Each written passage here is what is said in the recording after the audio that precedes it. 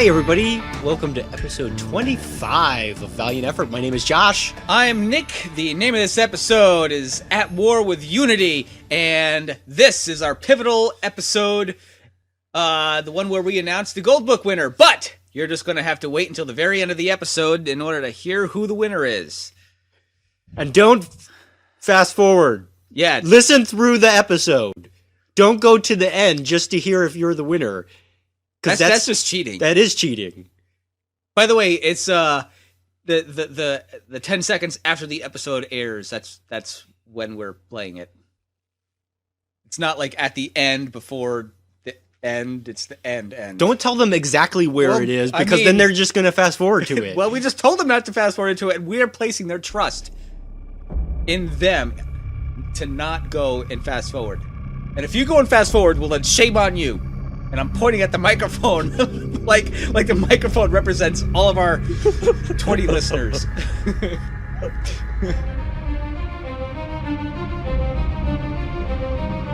Eric has captured Ninjak after the events of the first issue of Unity. Volo and Eric disagree with how to dispose of their enemies' corpses. Volo views this as an opportunity to take control of the Visigoths and challenges Eric to combat. They both shed their armors and fight. After the brutal confrontation, Eric comes out on top. Ninjak escapes and signals for the new Unity team, Livewire, Harada, and the Eternal Warrior, to come in. Livewire takes control of the armor, or so she thinks. Eric, even without the armor, is able to manipulate it. He causes Livewire to shoot a hole in the hull of his spaceship, which is now underwater. Harada is able to stop the breach, and Livewire gains full control of the armor. Eric and the Visigoths attack Unity, the result of which leads to Eric being captured. He and his people are now prisoners of the United States government. The agency holding him, Marrow, wanted his armor, but they got him instead. Marrow is led by Colonel Capshaw, and she threatens to kill Eric. But Eric has an ace up his sleeve. His left sleeve, to be exact. You see, when Eric first donned the armor, it didn't just heal his missing hand, it replaced it with alien technology.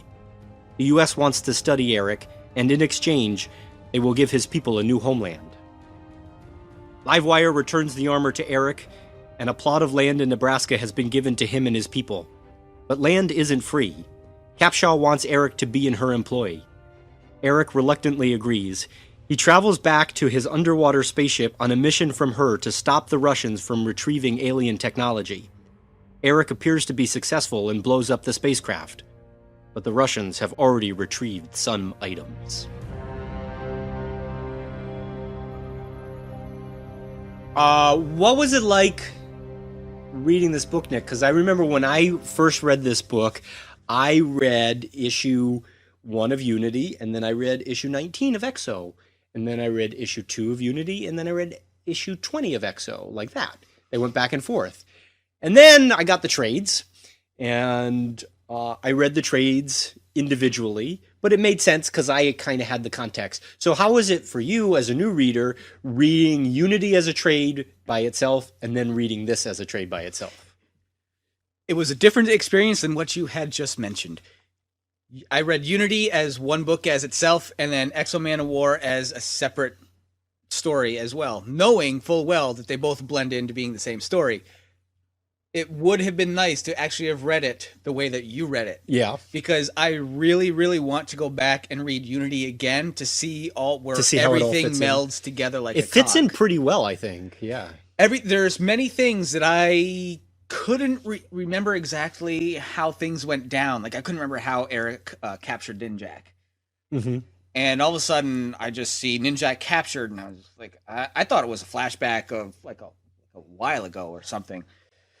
So after reading this entire book, I really kind of want to go back and read Unity again and just kind of go, okay, that's where the missing piece of the puzzle goes.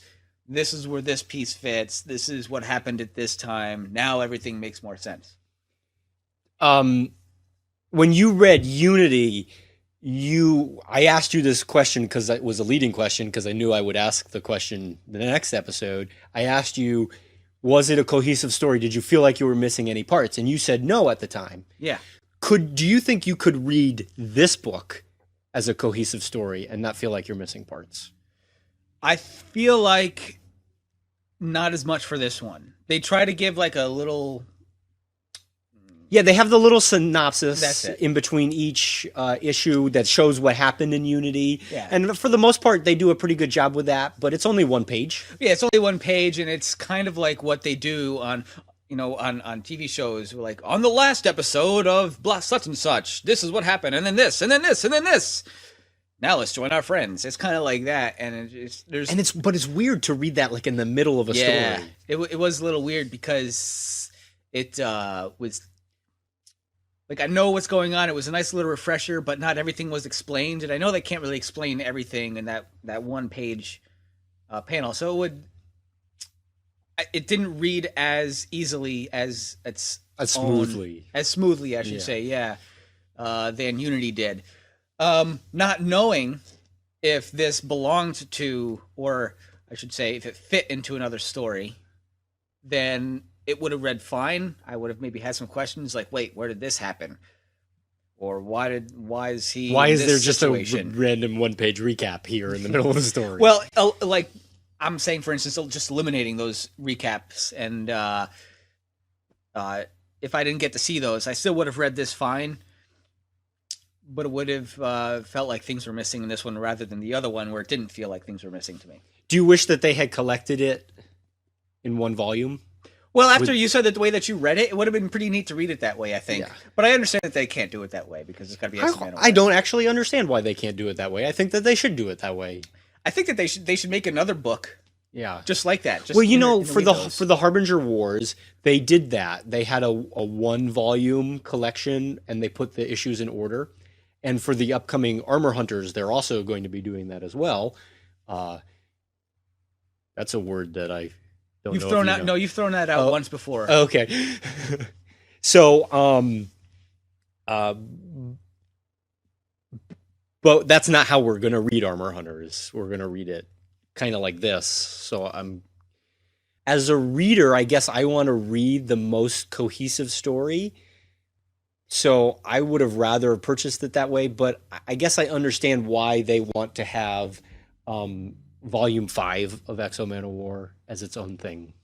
Well, you're kind of a completionist. Or I should say, you like things to be in order. Yeah. A lot. I do. Your DVD collection is all alphabetical by genre. Well, it used to be. It used to be. Yeah. And this... This, if you have XO Manowar trade number 1, 2, 3, 4, and then all of a sudden now it's mixed in with Unity, you just grimaced. Exactly. So I understand why they did it this way. Yeah. The trades in my bookshelf are in order that these episodes are coming out, so that I can read. If I wanted to reread them, I could reread it from the beginning, not in order by title. But there's all. That's just who I am. Yeah, that's fine. I understand that, and that's why I understand why they did it this way. And to be honest, if it were me compiling these stories, I probably would have done it the same way they did. Yeah, because that would have been a difficult decision to make. But you know what it does do? It makes it so that this volume is not something that you can just hand to somebody and say, "Here's a good starting spot." Right. Unity is a good starting spot. Right. But this is not. This is not. This is a compliment to Unity. If you gave both of these books, Unity and this one, in tandem to somebody as a gift, that would be great. Yeah. That would be a great starting point. But XO Manowar, whatever volume this one is, 5 does not work on itself on its own for a new comic book reader. So speaking of how it's collected, let's kind of view these as individual issues, because each issue kind of is its own little story in a way. They're not necessarily dependent on having read the other ones. The first issue, for example, is a really nice, complete one-issue story, and that would be a pretty decent book to just hand somebody by itself. What did you think of the first book? It had very unique art. It had very unique art in it. Yeah, so something I haven't seen before, and it really tricked with my mind. So the art is by Kerry Nord, who we saw in the first and third volume of XO Manowar, but he's doing a completely different style. In the first issue, he draws, inks, and watercolors the whole thing himself.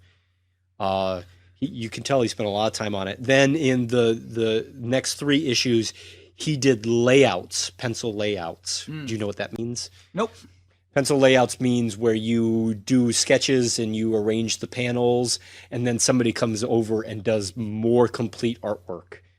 Okay. On it. So tell me how you felt about the first book and how it was drawn. Well, as I just mentioned earlier, the way that the first book was drawn really tricked me. It played with my mind and what I was trying to perceive here, because a few episodes ago we were talking about flashbacks and how people employ these different tactics to portray a flashback, whether it be that dot matrix that was used in that episode, or there's snow looking thing, or grainy things, or black and white muted colors. And I thought that's what was going on here. Yeah, there's a lot of whitewash going on. Yeah, a lot of whitewash is a good word. Whitewash and much of Eric's XO Manowar or Shanhara outfit is missing color. Everything that's blue is white. So I thought that this first book was a flashback until finally I realized near the end that it was just the art style. It just really messed me up. It was a little bit too much for me. And not to say it wasn't great art, because it's really neat and cool art. It's just the way that it's drawn as compared to the rest of the story that we have read thus far. And even what comes afterwards. Exactly. It's just totally different, and it really messed up with me, and that's why. So that's why the colors aren't all there. It's just the art style that he was trying to go I think for. it's gorgeous. I gotta say, I think this is like one of the best drawn issues of Valiant that I've seen. I don't generally like a painted look to stuff, but this is really pretty. I do like watercolors a lot, so let's talk about it story-wise. The previous volume was kind of leading up to this confrontation with Volo. You kind of saw it coming, where Volo he didn't really approve of Eric and the way he was handling things. And so it led up to them having a little fight here. What did you think of their confrontation? I thought at first it was going to be Eric and Volo in their machines fighting each other. But Volo's the man. He just got right out of his... Yeah. And then he just went to Eric's pride and said, "What are you doing? Aren't we going to do this like men?" Yeah, exactly. Volo is the man. Yeah, and Eric, he's appealing to Eric's pride as a fighter, and he knows Eric will not be able to defeat this or beat him when he knows that he's at a major advantage. So he's like, "Fine, let's do this, bruh." And Volo kicks the crap out of him. He does it, yeah. And at first, and it's because Eric's become, I guess, complacent. I don't know if that's the right word, but he's become very comfortable. Reliant is a good word. Yeah. On Shanhara and what it can do for him, and he hasn't really fought outside it for quite a while, so he's forgotten how to fight a little bit.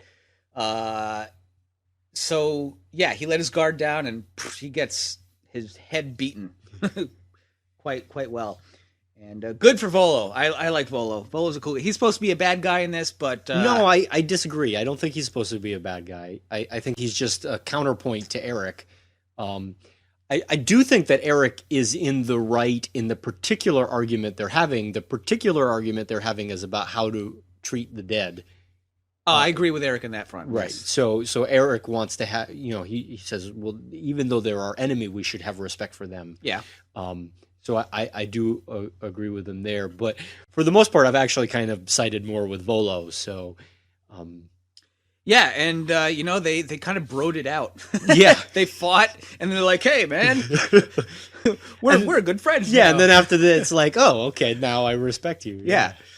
So that was cool. Now Volo accepts Eric as a leader, which is fine by me. And I mean, let's be honest, we all knew that was going to happen. Sure. And I, we just read Unity where we saw Eric just being wrong all the time. So I think it was kind of neat to have this little moment where maybe we could side with Eric on this particular issue of how to treat the dead, and thus we haven't totally given up on him as a as a likable character. Yeah, well, most of us as readers. So what do you want to have happen to you when you die? I don't know. Yeah. I've put in a lot of thought about that, but I don't know. I don't want to be buried. Yeah. Well, if I'm buried, I don't want to be in a box. Yeah, in a box. Yeah. I just don't want to. Yeah, so I don't know what I'm. There's these. We're totally off topic now. There's these green cemeteries now that are cropping up, where where you can be buried in just like a pine box and that's it, and so you'll be disintegrated by the worms much quicker. Yeah, yeah, that's cool. I don't know. How about fire? Fire is good. Yeah, I think so. Donate your body to science. But the thing is, I wonder. I don't know if ghosts or souls or whatever exists, but just for the sake of argument, suppose they do, and you're getting burned alive, you're being cremated, and your soul or ghost-like self or whatever feels that, like, I just can't imagine that pain.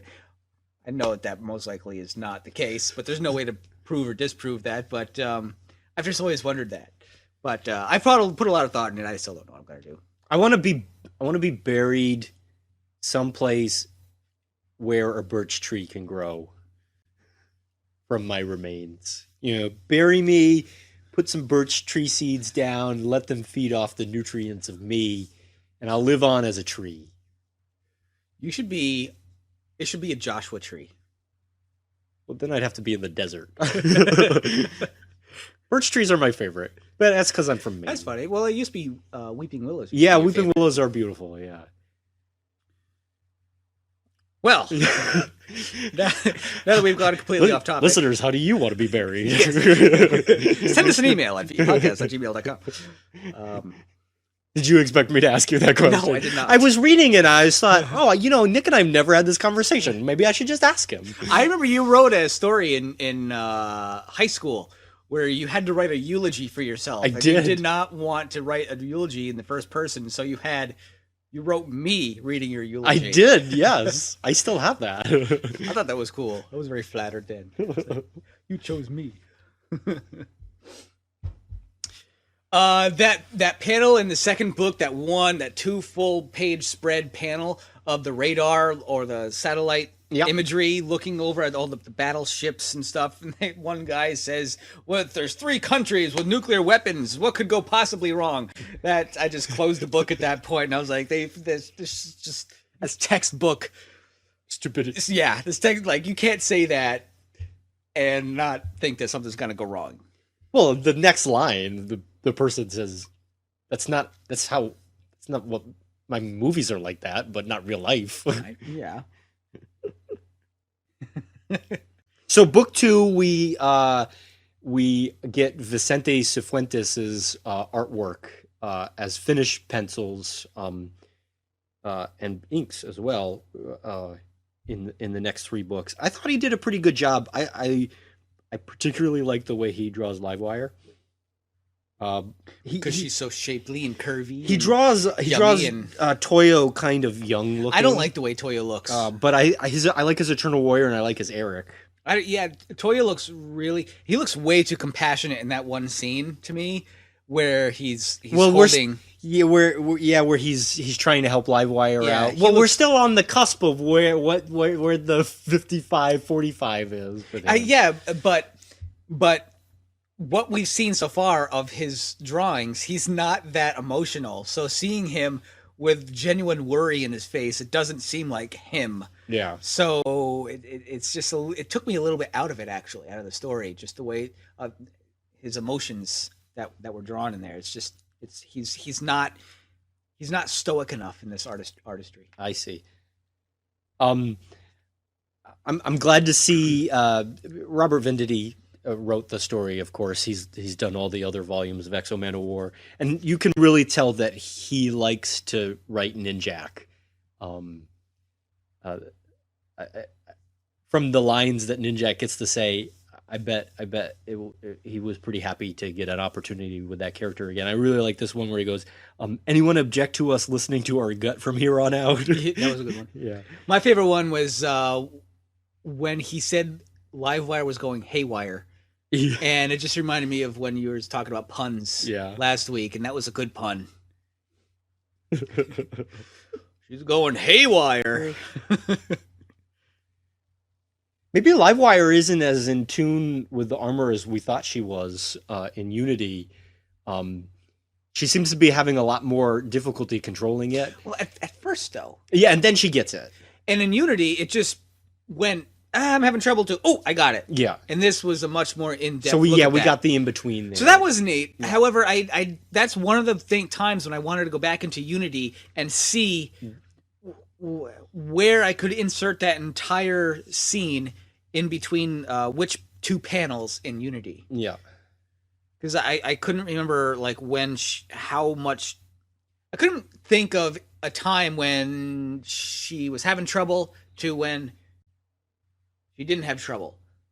There was no medium, so that would have been neat to see right there. I'm glad to see her having a little bit of trouble though, because to me it helps us as a reader understand why she gives him the armor back at the end, because it adds to why he's more worthy to wear it. Yes, and that actually does help. Yeah.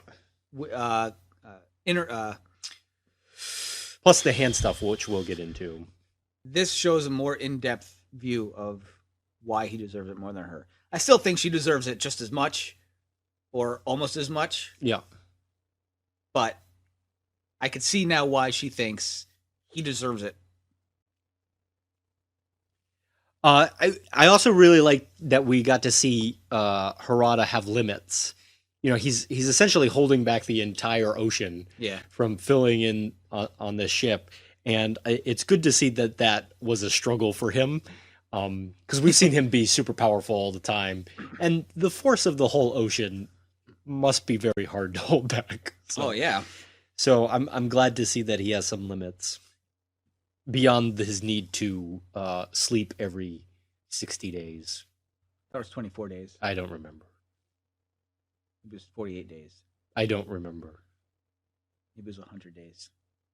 7,000 days. 7,000 days. How many years is that? 1.5. I'm not very good at math. Maybe 2.5. It's probably like 21 to 25 years. Uh-oh. I sense Eric is a jerk rant coming on by the way you just sighed before this sentence. Eric is a jerk. The last page, he said... The last page of the second... The last page of the second book, yeah. Harada tells Eric who he is. And that Eric should be afraid of him. And then Eric told Harada, he said, no, you should think before you speak. And I'm here to say, no, Eric, you need to think before you speak, you douchebag. Learn a lesson for once in your egregiously belligerent life. Dumbass. You have no idea who Harada is. Did you just notice that he held the entire ocean from sinking your stupid-ass ship? This guy is all-powerful, or almost all-powerful. He's not a god. But he's so powerful, he could crush you like an ant. He can crush you like an ant, especially if you don't have your armor. Stop acting all high and mighty, okay? You're not as cool as you think you are, all right? You are in the year 2012. You're not in 400. Look at your minions over there holding, what are they, like muskets over the second floor railing? I don't even know. They look like vacuum cleaners they're holding over. They're the Vine alien weapons. The Vine alien weapons. Oh, what do you do? They got like lasers. that's gonna intimidate Harada. Like, dude, lasers. That's gonna intimidate Harada. How? I don't. He's just gonna go boop. He's just gonna hold up his hand, and there's just the shield go around. And guess what? One of those is gonna ricochet and hit you in the head and kill you. Nick, lasers are really cool, as evidenced from my second grade yearbook photo. In my third grade yearbook photo. Your third grade yearbook photo. I was jealous of you in the second grade. I was like, I want that. They don't offer lasers as backgrounds anymore. No, they don't. My son had his pictures, and I was like, I want lasers, and they don't do it. and then we tried to get for Karen's, because Karen teaches at high school. How cool would it have been if she had lasers in the background? So lasers are awesome. Lasers are awesome, but that doesn't phase Harada at all. You don't just point that at him and he's going to go, oh no, look, oh, you're so right. I should be afraid of you. No, Eric, you need to be afraid of a Harada. Think before you speak. See what this guy can do. All right. He's already seen what you can do, and he still comes after you. That should scare you. All right. He knows what you can do. You don't know what Harada can do. Harada is Harada can decimate you, dude. Just again, especially when you don't have Shanhara. All right. Whoop-de-doo, you have a hand made out of alien technology. Hey, What's that gonna do? What's that gonna do? You gotta generate your thunder sword again? Woo! It's a lightning sword. Harada can turn into a wolf. It's not a sound sword. It is a lightning sword. Thunder sword. Thunder sword. My sword can break your eardrums. Eric just annoys the hell out of me. Annoys me to no end with his. But you still like with his pig-headed, belligerent, stupid-ass self. Well, he wasn't always that way. He was a little kid once. Yeah, he was a little kid, and he was shielded by his mother, as we see in this flashback here, from battle. Yes. So. Yeah, he was shielded from battle. And what do look what that did. What do you prefer? She really shielded him. You prefer adult Eric, who's strong and headstrong and confident, or do you like this little guy drawn by Trevor Hairsine, whose eyes are too far apart? If Eric and staring the wrong way at a battle. I really like this flashback. No, it didn't sound like it. If Eric is a king, which he claims to be a king, then kings need to think prudently and strategically. He does neither of them. So I would prefer him to think that way as a grown-up. He's okay like that as a kid because he's a kid. When you are 30-something, you don't charge into battle like a teenager would, all right? You think about it and you strategize. That's how a king should act. Not like a teenager. Yeah, no, not like Johnny Knoxville or Steve-O on friggin' Jackass, all right? Just looking for trouble. Well, I was going to ask you at the end of this if you liked seeing the story from his perspective, because we didn't see the story from his perspective in Unity. But I feel like I know your answer already. I'll give you an answer at the end. I'll revisit that. Yeah, revisit this question. Okay. All right. So, did you like the flashback? Yes, I like the flashback because it shows that his mom and his dad both tried to shield him from the person that he's become. And it didn't do well on their part, but it also did help that, this is kind of why Eric is the way he is. He wanted to be in battle, but he couldn't, and because his parents didn't let him. That's fine. And maybe that's why he's just a bullheaded, arrogant prick, because he didn't get to go to battles with his dad when he was growing up. So let's talk about the armor and what it's done to his hand. Okay, because this is this scene where he's being interrogated by Capshaw and he cuts open his hand and you can see armor underneath his hand. This scene is huge for what's coming. Is it huge because it reveals that his hand is not organic? Or should I say a part, like it is not his own hand? It's huge because this is the moment where you should start asking yourself, maybe it's not that Harada is the villain. Maybe it's not that Eric is the villain. Maybe it's that Shanhara. That's a good question. I have not asked that question before. I mean, what is Shanhara doing to him? So I just really want to impress upon you the importance of this scene. Well, I'll get back to that in 1 second. Yeah. I am not surprised that his hand is made out of alien material. Ever since his hand has been regenerated in the very first book that we read, episode 1, I was a little skeptical. I'm thinking that it was actually his hand. Yeah. I never really brought it up because I just didn't. Yep. But this is nice confirmation that it actually is still an alien I don't hand. think that you should be surprised that his hand isn't alien, but maybe you should be surprised that all the way up to his shoulder has now become alien. Because it was only his hand that was replaced. That's true. But that whatever is happening under his skin is growing. Is it kind of happening like what happened in that movie District 13? I think that's what it was called. Yeah, that was a good movie. I saw it only once, though. He gets... he turns into the bug? Yeah, he turns into the bug, and he inhales this canister that that spews out this gas, which turns him into an alien. And it starts off with his arm, his hand, and it just slowly takes over. Is it something like that? Good question. That is an interesting question that I had not thought of until just this very moment. So, as you mentioned earlier, is Shanhara the bad guy here? Very good question. I was a little... When you were doing your synopsis and you said Eric was still able to control Shanhara when Livewire wore it, I didn't see it that way.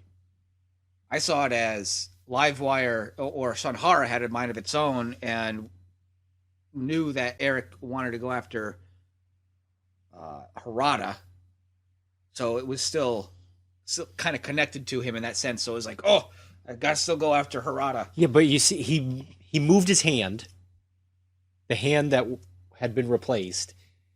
That's when Livewire started to lose control of the suit, and he talked about how he could still hear it. And then it wasn't until she gained full control, and that's when he said to Volo, I can't hear it anymore. So I didn't notice that's why I read it that way. I guess I didn't notice him manipulating Shanhara with his hand in that scene. I didn't notice that. Anyway, I'm just drawing your attention to it. I want you to be thinking about it. It's an important moment. I like, again, just like Volo appealed to Eric's pride as a warrior, that Colonel lady, Colonel Capshaw? Colonel Capshaw does the same exact thing in order to get Eric to join them, by saying in the very last panel of book 3, what can America do for him? Which is really the other way around. Yeah. They're going to use him, but Absolutely. in order to use him, they need to make it look like they're doing something for him. As is evident by the next book, where she basically threatens all of the Visigoths with death and destruction if she doesn't if he doesn't do what she asks. And it's just exactly. She seems a little mean about getting him under her. But how else would you get him under your control? Yeah. I feel like that's really the only I don't have a problem with her being mean. I just think that, like, there's that one line where she says, "Say hello to the little lady for me." Yeah. I was like, that's a little bit further than you needed to go. That was a little bit of a dig. Yeah, I mean that's her just saying, we're watching you. Yeah. One of the questions I had about book 3 is they're in Nevada now, right? Nebraska. They're in Nebraska. That's what I meant. Yeah. They're in Nebraska now. Isn't that where they originally wanted to take him that we were talking about last episode? They wanted to bring him to Nebraska to start a new life? Yeah. That might have been me remembering that he ends up going to Nebraska. Oh, okay. Yeah, so... Okay, well, Yeah. my question stands. I mean, they wanted him to come before the battle started, certainly. So my question is, would he be in the same situation now if he were to have accepted their offer in the first place? Would he still be held captive by them? I think so. I agree. I think I mean, I want to talk about Capshaw because I like her as a character. I think she's super smart, and I think that this was her end game the whole time, and no matter if he went on his own accord or in the situation that he has gone, it would have happened. The good thing for Eric, I think, in the way that it's happened here through the events of Unity, I think that there's been some growth for him, at least a little bit. I think he's been humbled by the experience of losing the armor. So perhaps if he had just gone to Nebraska in the first place, he wouldn't have had that humbling experience, and maybe he would have resisted more, and maybe he would have lost some of his people. But yeah, I think you're right on that. So do you like Capshaw? Yes, I do. I think she's a very prudent person who strategizes and leads like a leader should. Yeah.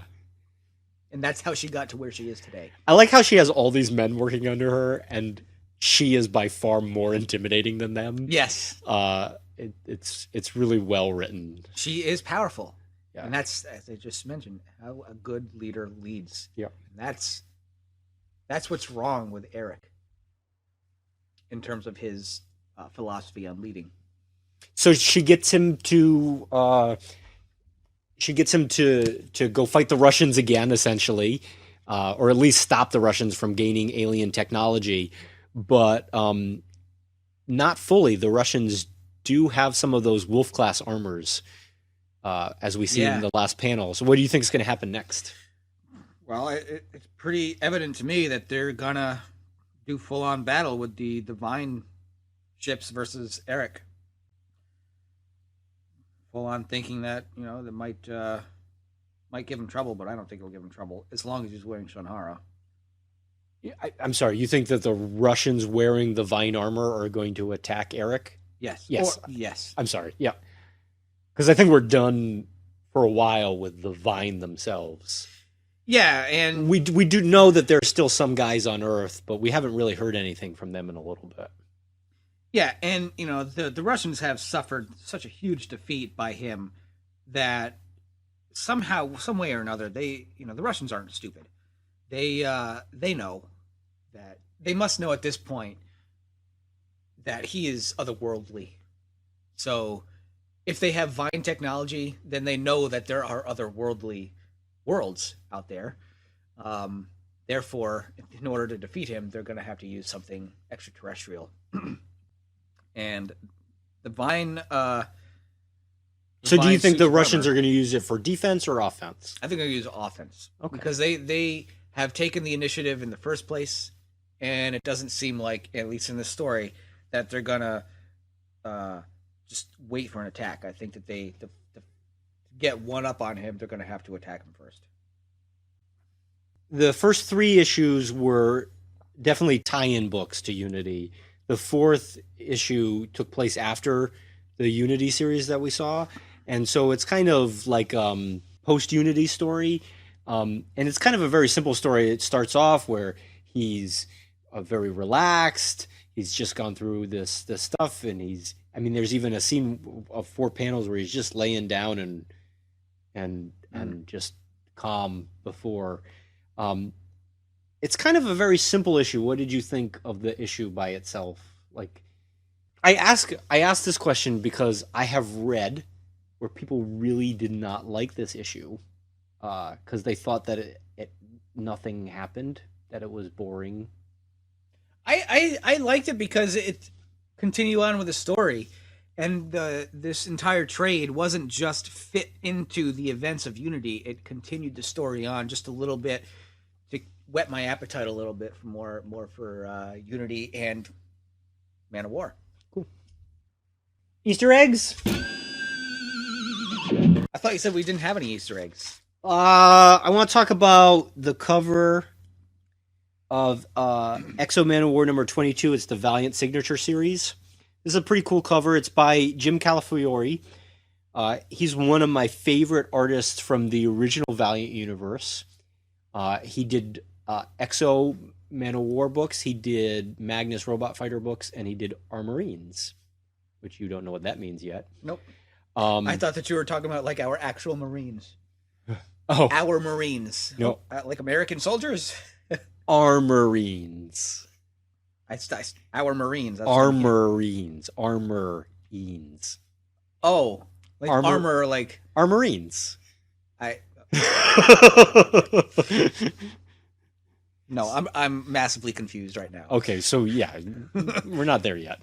Okay. So anyway, he did this cover. Valiant did a bunch of signature series books where they got artists from the original Valiant universe to do these covers, and I was really pleased to see this one. This was actually done as a sketch cover for a fan. That's and neat. It looks so good. I think that Valiant contacted that fan and said, "Can we make that an actual cover?" And they contacted the artist too, and made it happen. Did professional coloring for it and everything. That's neat. So it's pretty neat to see that. The other Easter egg we talked about was that Chinese saying "Lao Gao." I mean, it's pretty self-explanatory what they're saying there, but we looked it up. It basically means terrible, or something terrible is going to happen. So, Holy crap! Yeah, holy crap. That's basically what it means. What's your favorite cover, Nick? I think it's going to have to be the very front cover of the trade. So that's the regular cover to issue 19 by Clayton Crane. Yeah, Clayton Crane cover. Yeah, which doesn't surprise me. Doesn't surprise you. You like a Clayton Crane cover? Okay. It's really cool. It doesn't really represent anything that happened in the story whatsoever, but it reminds me of Terminator 2, when the T-1000 was blasted into smithereens by Arnold Schwarzenegger. Does it bother you that it's not indicative of what happens? Well, I kind of knew that going in. There was like, there's no way that that's going to happen, but it kind of bothers me a little bit, but. You know why I think that happens? They have so many covers because they have variant covers. They commission the covers, I think, before the story might even be finished, because cover artists take a long time to draw a cover, and to make it work. So they say, well, Unity is going to be XO Manowar versus these people, so Clayton Crane probably just drew XO Manowar versus Harada, because that was, but that's what happens. That's why covers are not always indicative of what happens, which we know from previous rants of mine that kind of drives me a little crazy. Mm-hmm. I'm going to say that's my favorite one just because it's drawn so awesomely. My favorite cover is the regular cover to issue number 20, which is done by Kalman Andrasovsky. And I just really like it. It's got a nice, simple look to it. It's got the Harbinger logo piercing XO Manowar. I just think it's a cool looking cover. Mm. You're right. There's not that many to choose from. Not this time around. Yeah. What'd you think of the book, Nick? You were going to revisit a question. Yeah. Oh, I was going to ask if you liked reading the story from Eric's perspective. Oh. Is that what I was going to ask? I don't know. Do you want me to rewind? I don't know what I was going to ask. Do you want me to rewind? No. It's funnier this way. It'd take us too long to find it anyway. It was cool to see things the way that Eric saw these events happening during Unity. Do you see him as the hero? I don't know anymore. Okay. I'm starting to... I just don't like him so much. But are you okay reading a book where the title character is not necessarily a character you like? Well, that's what I'm trying to get to. Yeah. I hate Eric. Through all the books and the trades that we've read, I don't like him. I don't like him. Unless he changes his entire personality, which I do not see happening because they need to keep... I wouldn't want him to do that. Yeah. Because that'd be weird. However, that does not mean that I dislike the story. I like XO Manowar. I like Eric's character design, I should say. We had this conversation a little bit last week. Did you mean? I'm curious what you mean by character design. Like who he is, who he is. When you say character design, I thought you meant like the way the suit looks. Yeah. I guess there's another word for who he is as a person, but I just couldn't think of another word. That's fine. Yeah. But we had this conversation last week. How I said sometimes if you hate a character, that's really good storytelling, and then I said Sopranos has a lot of characters I don't like in it. But it's one of my favorite shows. Another example I'll throw out there, which most people probably won't get, is a character called Hoji from the Rurouni Kenshin series. When I showed it to you many, many years ago, you hated that guy. Everybody hated this guy. He was the second-hand man to Shishio, the mummy dude. Everybody hated him. Oh, yeah. I hated him as well. The young one? He was just this pompous dude who was always there by Shishio's side saying, you should be listening to Shishio because Shishio is the master. How dare you do that to him? Oh, yeah. Yeah. And everybody hated him.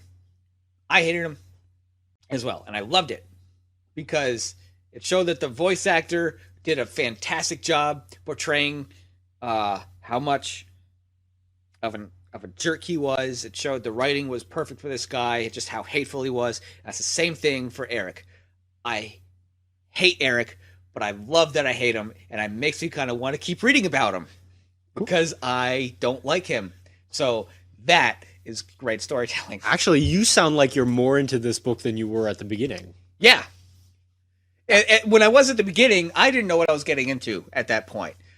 I was actually just thinking of Gafty yesterday. Just like, how could Gafty like this dude? I liked Gafty, and even though he was there for 2 books. And I was really rooting for Eric at that time. Like, you go get him, Eric. You go get him. But now, I would be like, you're a jerk. You deserve what you got. But that is good writing. Cool. And can't wait to read the next one, believe it or not, even through all the ranting. So, did I like this book? Yes, I liked this book. It was a great insert to Unity. It did great storytelling on Eric's side of the story. It kind of made him a good guy in a sense, as opposed to Unity where he was the bad guy. I am starting to view him more as a bad guy anyway. Not there yet, but just good storytelling. Did you like this volume more than Unity? No, I liked Unity more. Okay, cool. Yeah, no, this was good. I especially liked the first issue because I really love the watercolors in Carrie Nard's artwork. I'm okay that this story, with the fact that this story is the smaller moments in between the big moments of Unity. I think you need that. I think it's boring when it's always big moments all the time. So I'm okay with the fact that the last issue, he is blowing up a submarine, and that's really the only action that happens in the book. To me, that's not a bad thing, because if you're saving the world in every issue, then it becomes like Superman or Spider-Man. I'm so tired of Superman books. And I've never even read a single Superman issue, or let me just say, I've never read any comic before this series. So the fact that I know that, it's kind of, it's a tired storyline. You want to see what we're reading next? Not if it's Shadow Man. There we go. It's Shadow Man. Shadow Man Volume 4. New creative team. New artist, new writer. Is it rebooted, or is it started, or is it completed? Like, I'm not going to answer that question. Okay. I want you to read it. I'm not going to bias you in any way. I feel like I've biased you enough about this story. I'm very curious about your real reactions to this. Has Tyler read any more Shadow Man? Tyler read that. That clues me in a little bit. Because Tyler said he didn't want to read any more Shadow Man ever again. And then if you read this one, chin scratch. So how can people reach us? VEpodcast@gmail.com is our email address. VEpodcast@wordpress.com is our website.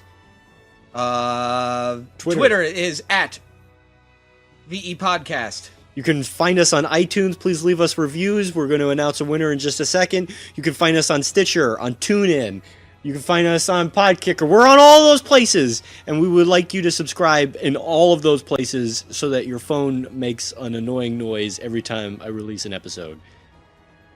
So if you were loyal to us and didn't just skip to the end of the episode like we had implored you to do, stand by for the next 20 seconds to hear the winner of the gold book that Josh is going to graciously give to somebody.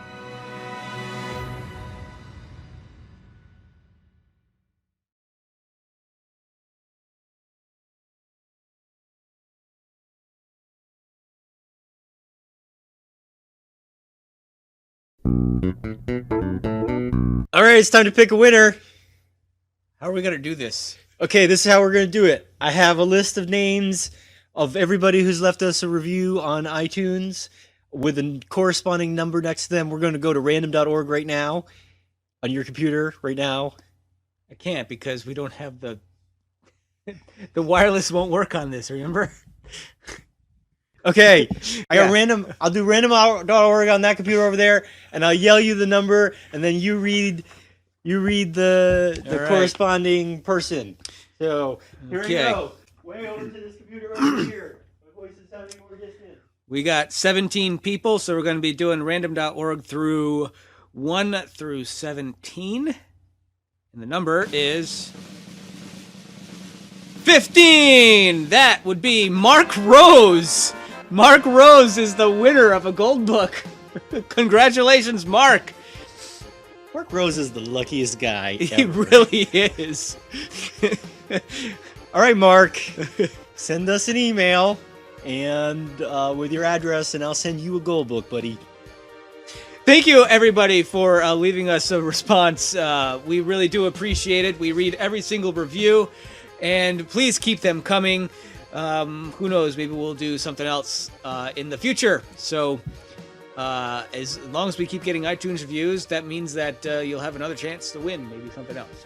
Maybe episode 50. Maybe episode 50. Will we go that long? It depends on how much Shadow Man we have to read. Speaking Tune in next episode.